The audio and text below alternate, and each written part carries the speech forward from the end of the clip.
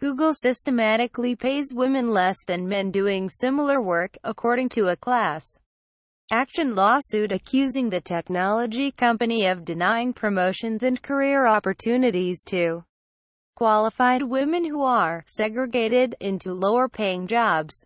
The complaint, filed Thursday on behalf of all women employed by Google in California over the last 4 years, provided the most detailed formal accounts to date of gender discrimination and pay disparities at the company after months of criticisms and a growing chorus of women publicly speaking out.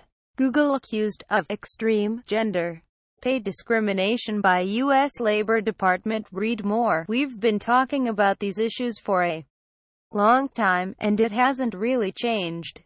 Kelly Ellis, a former Google employee and a lead plaintiff on the case, told The Guardian in her first interview about the suit.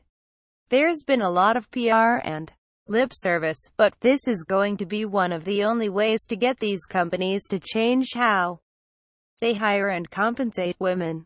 The claim that Google is violating labor laws by paying women less than men for substantially similar work comes at a time when the male-dominated tech sector is reeling from complaints about sexual harassment, discrimination, and a glaring lack of diversity. The U.S. Department of Labor (DOL) first accused the corporation of extreme pay discrimination in April, as part of a lawsuit seeking to force Google to hand over salary records for a government audit.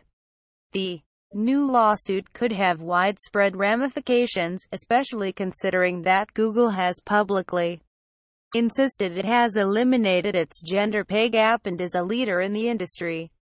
Google also became ground zero for an international debate about diversity last month after it fired a male engineer who wrote a memo criticizing affirmative action and suggesting that white men have become victims of discrimination in tech. Plaintiffs alleged sexist culture at Google. The class action complaint, filed in San Francisco, included 3 named plaintiffs who offered specific stories of Google assigning and keeping female employees in lower compensation levels than male employees with similar skills, experience, and duties.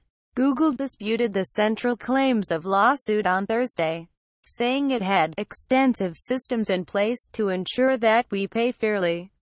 When Ellis was hired in 2010 as a software engineer for Google Photos, the company placed her into a Level 3 position, typically assigned to new college graduates, according to the suit.